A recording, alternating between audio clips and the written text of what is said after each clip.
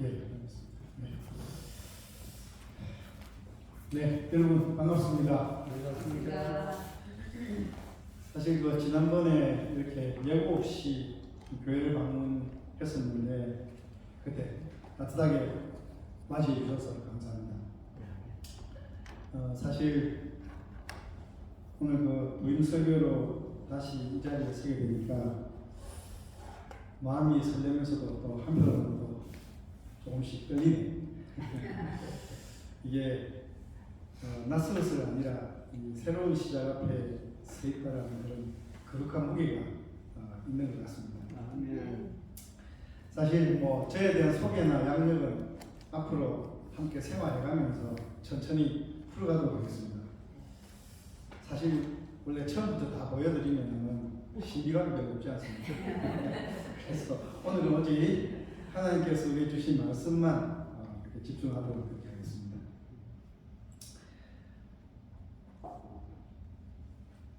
진교 열린교회. 저게 이름이 참 의미있게 다가옵니다. 제가 진교라는 이름을 품고 기도할 때 선명하게 떠오르는 장면이 하나 있었습니다. 그게 바로 이 진교 5일장입니다. 사실 저는 특히 가을 진교장 군밤을 참 좋아했습니다. 이게 십자로 칼집을 내어가지고 그 밤이 기계 안에서 이제 튀겨지면은 뻥 하고 이렇게 구수하게 익어갈 때 처음 보는 옆 사람과도 그 밤의 온기를 한 줌씩 나누는 그런 풍경이 생각이 납니다. 저는 그 장면이 아직도 마음에 따뜻하게 남아 있습니다. 밤의 온기는 단지 먹거리의 온기가 아니었습니다. 이웃과 나누던 정의 온기를 느낄 수 있었습니다. 이제 군밤을 다시 즐길 수 있다는 생각을 하니까 진교에 온 것이 상당히 큰 위로가 됩니다. 그런데 생각해 봅니다. 성도 여러분, 하나님은 왜 이렇게 연고도 없는 저를 이 따뜻한 추억의 땅으로 부르셨겠습니까? 참 그토록 완고했던 사도 바울이 다메섹 길에서 무릎을 꿇었듯이 저도 제 삶의 자리에서 하나님 앞에 완전히 꺾였던 때가 있었습니다. 그리고 그 자리가 바로 이 진교 지역과 그리 멀지 않은 곳이었습니다. 그런 것 같습니다. 하나님은 종종 사람의 삶이 지나온 결을 통해서 사람을 부르는 것 같습니다. 상처의 결, 기억의 결, 눈물과 냄새의 결 위에 하나님이 말씀을 얹으실 때 그 부르심은 관념이 아니라 내가 걸어가야 할 길이 되는 것 같습니다. 아멘. 그래서 저는 이 지역을 조금 알고 싶어서 하동군 통계자료를 한번 살펴봤습니다. 보니까 저희 재림교회가 한 10군데 들어갔습니다. 예배소 3군데. 그런데 인구를 보니까 진교면 인구가 하동에서 두 번째로 많다는 특징이 있습니다. 그리고 또 청년 비율을 보니까 상당히 높은 비율입니다. 15.4%로. 그리고 또 보니까 진교면에 의외로 교회가 많이 들고 하동읍이 인구가 2배가 되는데 진교면보다. 근데 하동읍하고 거의 비슷한 숫자였습니다. 그렇게 인구가 많다는 것은 만나야 될 얼굴이 많다는 뜻이겠죠. 또 청년이 또 그렇게 많이 존재한다는 것은 찾아가야 할 그런 현장이 있다는 뜻이겠고, 또 주변에 교회가 많다는 것은 우리가 좀 더 겸손하게 그리고 성실하게 발로 뛰어야 한다는 뜻일 겁니다. 그래서 앞으로 여러분께 하나씩 여쭙도록 하겠습니다. 아멘. 그리고 여러분의 대답을 들으면서 우리의 길을 하나씩 하나씩 찾아가 보려고 합니다. 네. 이제 하나님께서 우리를 어디로 부르시는지 아까 봉독했던 창세기 12장 1절에서 2절의 말씀을 보겠습니다. 여호와께서 아브라함에게 이르시되 너는 너의 고향과 친척과 아버지의 집을 떠나 내가 네게 뭐 해줄? 보여줄 땅으로 가라고 말씀하십니다. 하나님, 아브라함은 하나님께 묻지 않습니다. 그 땅이 어디입니까? 안전합니까? 내가 거기서 무엇을 얻을 수 있습니까? 그런 질문을 하지 않고 그저 떠납니다. 히브리서 기자는 이 장면을 믿음으로 아브라함은 갈 바를 알지 못하고 나아갔다라고 이야기를 하고 있습니다. 하나님은 아브라함에게 지명을 딱 찍어주지 않으셨습니다. 가나안으로 가라 그 말씀 하지 않으셨습니다.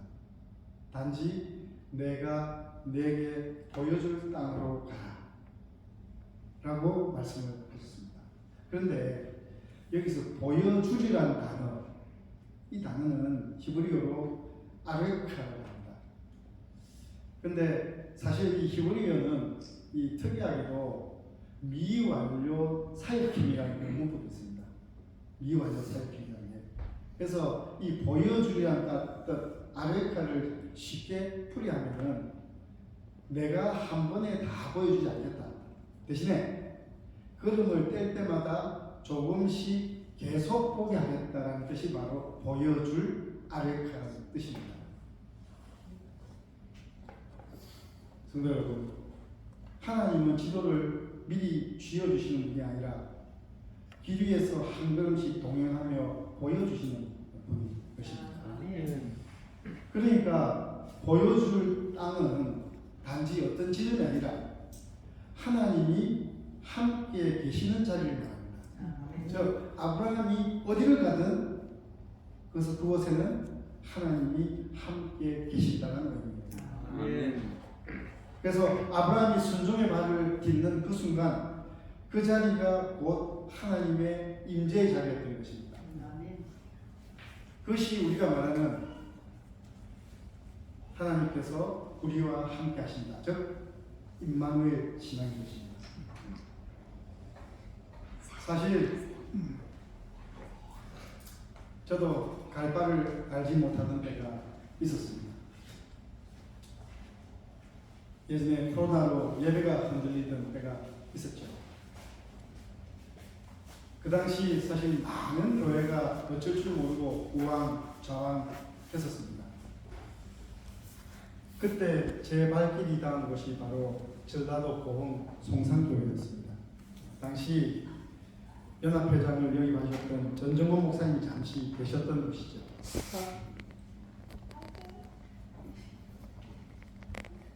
그 교회는요, 코로나 시기에도 예배를 멈추지 않으려고 비닐하우스에서까지 예배를 드렸습니다. 처음에는 제가 잠시 다녀야겠다는 그런 마음으로 다니게 되었습니다. 근데 그 잠시가 어느덧 7년을 넘더군요. 저는 그 길 위에서 하나님의 은혜로 신학 공부를 시작하게 되었습니다.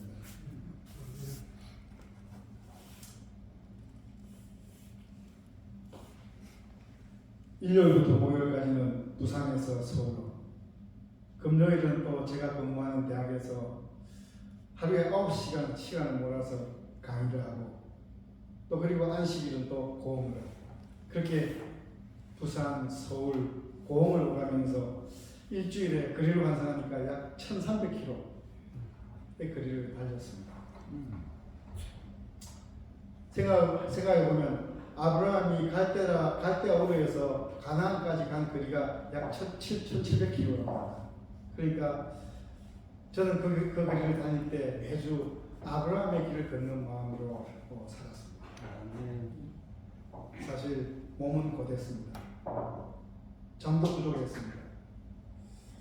그런데 이상하죠. 그 길 위에서 동행하시는 하나님을 깊이 만났기에 저는 참으로 행복했습니다. 아멘.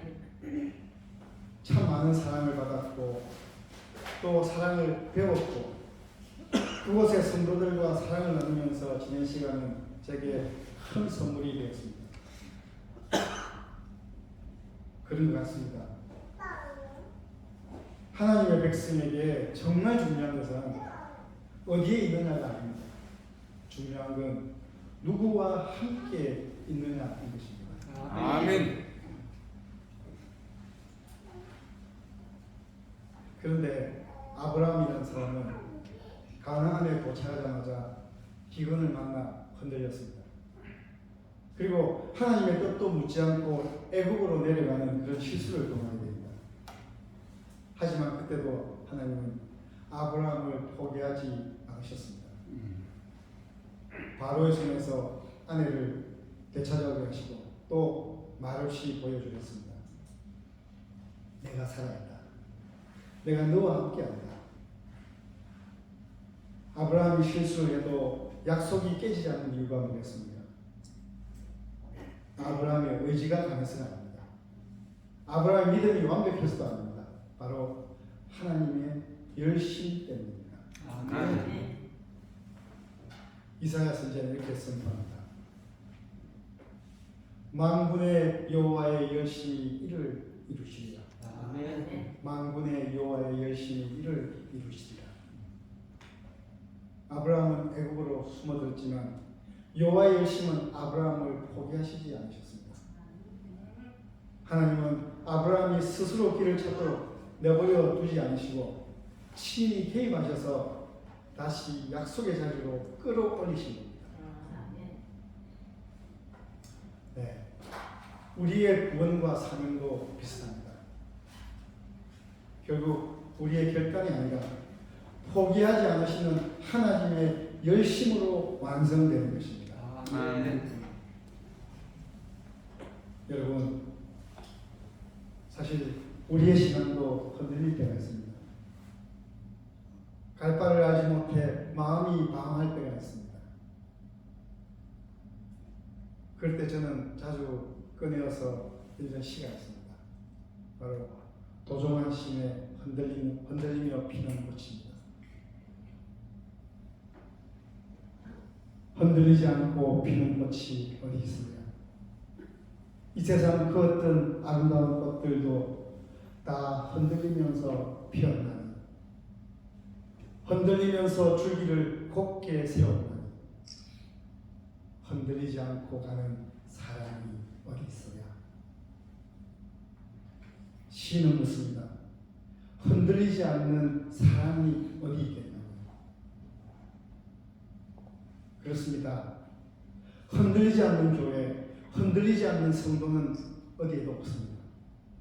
그러나 우리가 넘어질 때도 하나님의 열심은 결코 멈추지 않는다는 사실입니다. 아멘.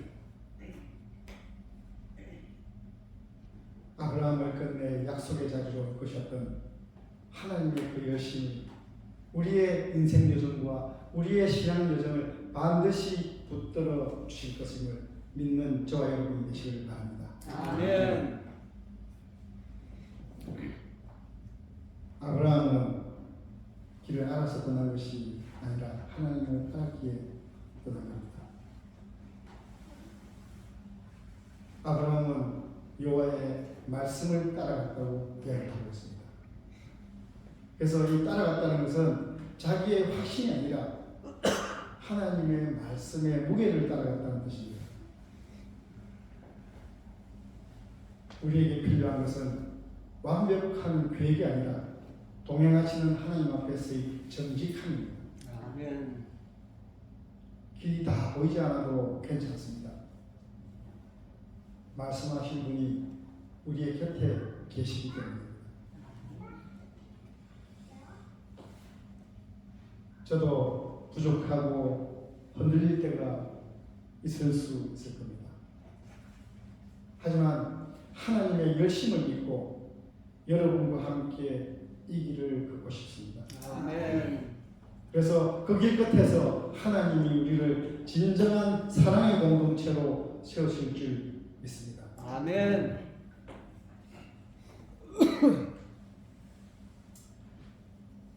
그런데 우리가 창세기 14장을 보면은 소돔 근처에 살던 조카 롯이 전쟁 중에 사로잡혀가는 사건이 일어납니다.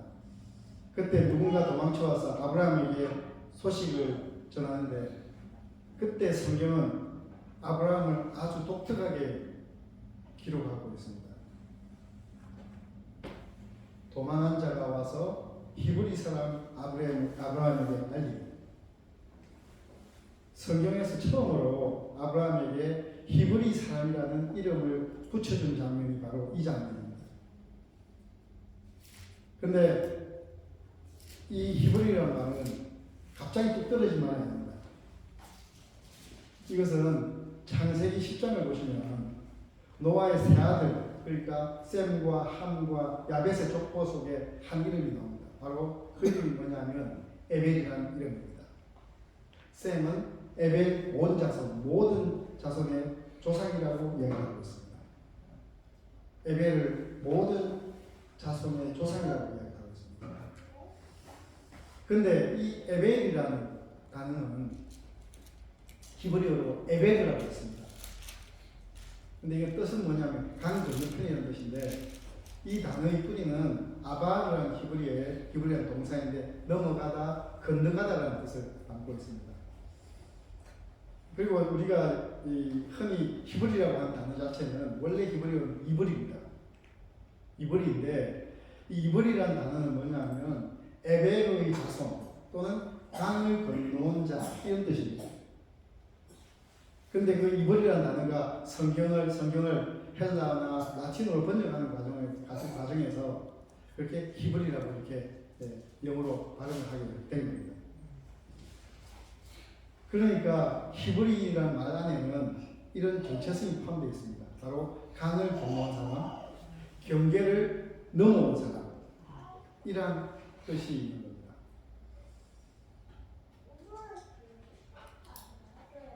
세상이 바벨탑을 쌓고 한 곳에 모여 자기 이름을 높이려고 할 때 그 흐름에 섞이지 않고 하나님의 길을 따라 강을 건너온 사람들이 바로 에벨의 후예들, 즉 히브리인들입니다. 그리고 창세기 10장에서 11장으로 넘어가게 되면 아브라함으로 이어지는 족보, 즉 아브라함을 연결하기 위한 족보가 나타납니다. 그래서 아브라함은 바로 그 에벨의 길을 걷는 사람임을 성경은 이야기를 하고 있습니다. 그래서 10장에서 셈은 에벨의 온 자손이라고 이야기하면서 창세기 11장에서 셈의 족보를 이야기하면서 바로 에벨을 낳았다고 이야기하고 그 에벨은 쭉 족보가 이어지면서 누가 연결됩니까? 아브라함과 연결이 되는 겁니다. 그래서 아브라함은 바로 에벨의 자손이 되고 히브리인이라고 이야기를 하는 겁니다. 그런데 한편으로 창세기에서는 이 에벨의 자손들과 날카롭게 대비되는 인물을 보여주고 있습니다. 바로 누구냐? 우리가 잘 아는 니므롯입니다. 니므롯은 누구의 아들입니까? 함의 자손입니다. 그래서 니므롯은 큰 성을 세우고 건설을 하는 그러한 용사라고 이야기하고 있습니다. 그래서 니므롯은 거대한 성을 세우고 또 성을 견고하게 쌓고 성벽 안에 사람을 가두고 힘과 권력을 만들고 싸움을 즐기는 그러한 사람의 대표적인 인물이 되는 겁니다. 물론 성벽은 안전하게 보입니다. 하지만 성벽 안에는 늘 우리와 너희, 나와 다 이렇게 벽이 생기기 마련입니다. 결국 안전이 커질수록 마음이 더 다치게 된다는 의미가 됩니다. 하지만 히브리, 에벨의 후예들은 달랐습니다. 성경은 그들의 삶의 자리를 이렇게 말하고 있습니다. 그들이 거주한 곳은 드디어 동쪽 산이었더라. 동쪽 산이었더라. 이렇게 에벨의 후손들은 거대한 성읍 대신에 산과 들, 길 위에서 나그네처럼 흩어져 산 겁니다. 이것이 노아의 후손들과 민족들의 지도들인데, 사실 이 유장님 죄송합니다. 이거 제가 다음부터는 설교 준비할 때 가능한 그림을 적게 하는 그런 설교를 준비해 드리겠습니다. 양해 부탁드리겠습니다. 여기 보시면은 함과 셈과 야벳의 족속들이 있는데, 에벨의 후손들인 셈 족속들은 함 족속들의 주변부에 그렇게 섞여 살면서, 그렇지만 자신들만의 성벽을 쌓지 않고 늘 경계 위에서 서 있었다는 사실을 어렴풋이 알 수가 있습니다. 요수아는 훗날 아브라함의 부르심을 이렇게 회상을 하고 있습니다.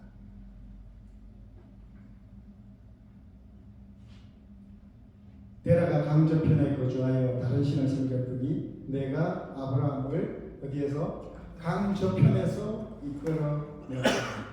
하나님은 아브라함을 부르실 때도 강저편에서 이끌어 내셨다라고 그렇게 말씀을 하십니다. 그래서 하나님은 언제나 당신의 백성을 저편에서 이편으로, 닫힌 자리에서 열린 자리로 불러내시는 분이신 겁니다. 사랑하는 성도 여러분, 그렇다면 성경이 말하는 히브리는 누구입니까? 바로 에벨의 길, 강을 건너 세상과 구별된 길을 걷는 사람, 그것을 우리는 히브리인이라고 이야기를 합니다. 히브리인은 경계를 넘는 사람입니다. 세상이 쌓은 안락한 성벽에 안주하지 않고 하나님의 약속을 따라 기꺼이 강을 건너는 사람, 그것을 우리는 히브리인이라고 이야기합니다. 그래서 우리도 이 땅에 살지만 세상을 건너서 하나님의 나라를 향해 가는 영적인 히브리인이 되어야 하는 겁니다.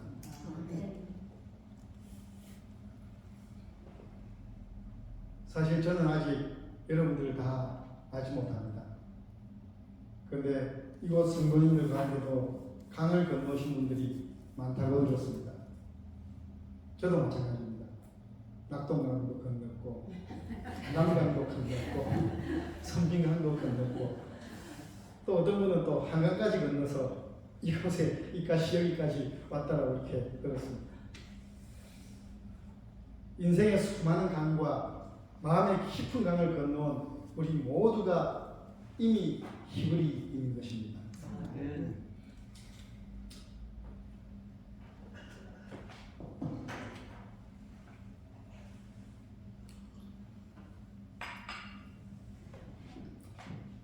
그런데 말입니다. 우리 하나님은 그런 히브리인에 대해서 스스로 히브리인의 하나님이라 부르시기를 기뻐하셨다는 사실입니다. 여호와께서 모세에게 이르시되 바로에게 들어가서 그에게 이르라 히브리 사람의 하나님 여호와께서 말씀하시기를 내 백성을 보내라 그들이 나를 섬길 것입니다. 하나님은 화려한 궁궐의 신이 아니라 강을 건너와 갈 바를 알지 못해 눈물 짓고 고통받고 억압받는 나그네와 노예 하나님, 바로 히브리 사람의 하나님이 되기를 선택하신 겁니다. 아멘. 그렇다면 성도 여러분, 우리가 그래야 할 길은 구체적으로 어떤 길이 되어야 할까요? 저는 우리 교회 이름 열린 교회에서 그 답을 찾아보고 싶습니다.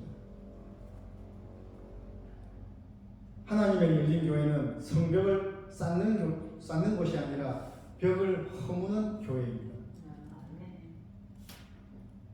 제가 우리 교단을 살펴보니까 열린이라는 이름을 쓰는 교회가 5군데 있었습니다. 그래서 그 열린이라는 문자는 단지 문을 하나 열어두는 장소가 아닐 겁니다. 마음을 여는 일이고 또 사람에게 다가가는 일이고 세상을 향해 길을 내는 일이 바로 열린이라는 단어일 겁니다. 아멘. 그러니까 열린교회는 단순히 건물만 열어놓는 것이 아닙니다. 사람을 향해 마음을 열고 문턱을 낮추고 따뜻하게 맞이하는 곳이 되어야 하는 겁니다. 아멘. 그리고 더 나아가서 그 열린 문을 통해 세상 속으로 고통받는 이웃의 자리로 건너가는 교회가 되어야 되는 것입니다. 아멘. 진교 열린교회 성도 여러분, 우리는 시련의 강을 건너온 사람들입니다. 하나님은 우리를 통해 이 땅을 살리려고 이 자리에 부르셨습니다. 사람을 향해 마음을 열고 그 문을 통해 세상으로 나아가서 누군가에게 복음의 통로가 되는 것, 그것이 진정 열린 교회의 길이며 참된 히브리인의 모습이 되기를 간절히 소망합니다. 아멘.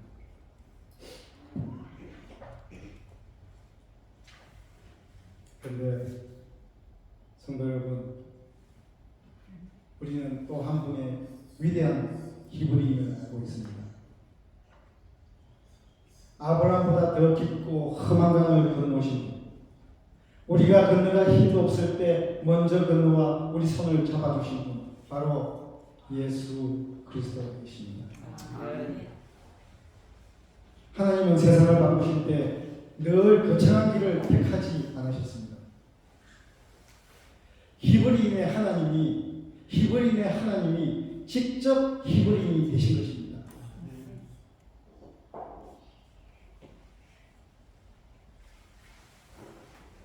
말씀이 육신이 되어 우리와 우리 가운데 거하십니다. 엘렌 화이트는 이 장면을 정말로 통찰력 있게 이렇게 적고 있습니다. 그리스도께서는 우리 인간의 진영 가운데 당신의 무엇을 세우셨다고요? 성막을 세우셨다. 성벽이 아닙니다. 성이 아닙니다. 성막을 세우셨습니다. 예수께서 우리와 함께 거하기 위해 이 세상에 오셨으므로 우리는 하나님께서 우리의 시련을 잘 아시고 우리의 슬픔을 동정하신 것을 안다. 주님은 멀찍이서 지켜보신 분이 아닙니다. 우리 가운데 들어오신 분입니다. 우리의 먼지와 눈물과 한숨 속으로, 우리 현실 속으로 들어오신 분입니다. 예수님이 건너신 강은 낙동강이나 섬진강이나 한강보다 탁고 깊은 강입니다. 하늘의 영광 보좌라는 안전한 성읍을 뒤로하고 창조주와 피조물 사이에 놓인 영원한 간극을 사랑이라는 이름으로 건너왔습니다. 지금의 말씀은 이렇게 고백합니다. 그리스도께서 세상에 오셔서 하고자 하셨던 일은 담을 쌓는 것이 아니었다. 담을 쌓는 것이 아니었다. 백성을 일깨우고자 하는 사람은 그들에게 가까이 가서 사랑으로 그들을 위해 일해야 한다. 그는 거룩한 영향의 중심이 되어야 한다. 거룩한 영향의 중심이 되어야 합니다. 예수님은 사랑으로 담을 허물기 위해서 이 땅에 오셨습니다. 우리가 스스로 쌓아올린 완고한 성벽을 무너뜨리셨고 가로막힌 강을 기꺼이 건너서 오셨습니다. 유대인과 이방인의 경계, 주인과 종의 경계, 가진 자와 없는 자의 경계, 그리고 남녀 차별의 완고한 경계까지 예수님은 단절과 소의 광물이 흐르는 그 모든 경계선 위로 당신의 생애를 던져 사랑의 다리를 놓으신 겁니다. 로마서는 하나님께서 그리스도께서 우리를 위하여 죽으심으로